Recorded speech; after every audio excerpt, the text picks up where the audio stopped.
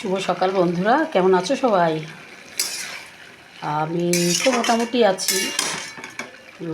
যাই হোক, তোমরা কেমন আছো কমেন্টে জানিও। আর আমার রান্না তোমাদের কেমন লাগে অবশ্যই বলবে। আজকে শনিবার, আজকে না না শনিবার তো না, আজ রবিবার। ঠিক আছে, আজ আমরা রবিবারের দিন নিরামিষ খাই। ঠিক আছে, সেটা হচ্ছে আজকে রান্না করছি পুঁই শাকের তরকারি। পুঁই শাকের মধ্যে দিয়েছি তোমার আগে নানা রকম সবজি দিয়ে পুঁই শাকটা হয়তো জানোই।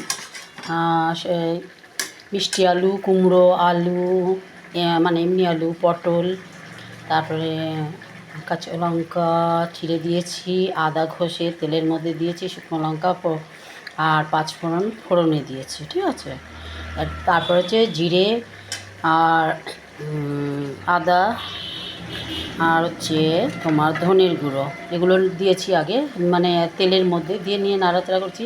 আর এখন একটু সর্ষে বাটা দিলাম। এটা দিয়ে সর্ষে এইসব দিয়ে মশলাটা দিয়ে রান্না করলে পুঁই শাকটা খেতে টেস্ট হয়। ঠিক আছে, এভাবে করে খেয়ে দেখো, দারুণ টেস্ট হয় খেতে।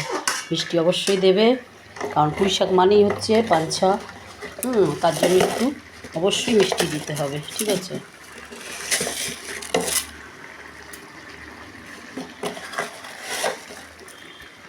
মিষ্টি আর নুন হচ্ছে পারফেক্ট হলে আর একটুখানি ঝাল, তরকারিটা পুঁই শাকের তরকারিটা খেতে ভালোই লাগে, তাই না? এটা সবজি, নানা রকম সবজি দিয়ে তরকারিটা, নিরামিষ তরকারি খেতে ভালো লাগে। আর করবো হচ্ছে উচ্ছে ভাজা, মিষ্টি আলু তো আর কী করবো, মিষ্টি আলু ভাজাও করবো, আর উচ্ছে ভাজবো, ডাল করেছি, আর করবো একটা তরকারি, সেটা হচ্ছে তোমার পটল আর আলু দিয়ে একটা তরকারি করবো। ঠিক আছে, এখনও হবে, জলটা এখনও টানেনি। জন্য জলটা টানলে পরে নামাবো। আমি হচ্ছে ফোড়ন দিয়ে নিয়ে পুঁই শাকটা ছেড়ে দিয়ে ঢেকে রেখেছিলাম একটু, কারণ ঢেকে না রাখলে তো ডাঁটাটা সিদ্ধ হবে না। তাই এখন হচ্ছে নামিয়ে নুন দিয়ে একবারে হলুদ মশলা দিয়ে এখন একটু সর্ষে দিলাম আর মিষ্টি দিলাম। এবার একটু পরে এটা নামিয়ে ফেলবো। ঠিক আছে, কার কার পুঁই শাক তরকারি, মানে এই লাবড়া ঘ্যাটটা কার ভালো লাগে বলবে। নিরামিষের দিনে দেখবে মাছ মাংস তো খাওয়াই হয়, হঠাৎ করে নিরামিষ তরকারিটাও খেতে কিন্তু বেশ দারুণ লাগে। আর তার সাথে আছে গন্ধরাজ লেবু, ডালের সাথে গন্ধরাজ লেবু, ডাল দিয়ে আর ভাজা দিয়ে খেতে দারুণ লাগে কিন্তু, তাই না? তোমাদের কেমন লাগে তোমরা কমেন্টে অবশ্যই জানাবে। আর আমার রান্নাটা তোমাদের কেমন লাগে অবশ্যই কমেন্টে জানিও, মিষ্টি বন্ধু আমার সবাই। ঠিক আছে, আজকের মতো রান্না রাখছি। ঠিক আছে, সবাই ভালো থাকো, সুস্থ থাকো, এই কামনাই করি সর্বসময়, কারণ তোমাদেরকে দেখাতে পারলে আমি খুশি। আর তোমরা কতটা খুশি আমি জানি না, তো আমি খুশি তোমাদের রান্নাটা দেখাতে পেরে।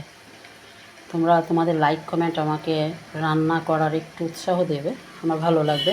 আমার ছেলে বলে কি জানো একটা কথা, যে মা তুমি যবে থেকে রান্নাটা তুমি মানে ছেড়েছো, তবে থেকে তোমার রান্নার মানে লেভেলটা যেন একটু আলাদা রকম হয়ে যাচ্ছে। আমি যে তাই বলছি, হ্যাঁ তা সত্যিই তাই। আমি যে তাই, জানি না কেন, তোমাদের সেটা হচ্ছে তোমাদেরই ভালোবাসা, এছাড়া কিছু না।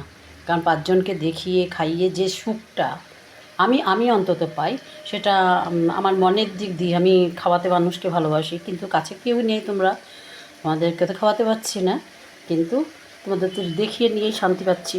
এটাই আমার কাছে অনেকটা। তোমরা দেখে কতটা খুশি আমি জানি না, যারা খুশি না, যারা দেখতে ভালোবাসো না, তার তো স্কিপ করেই দেবে।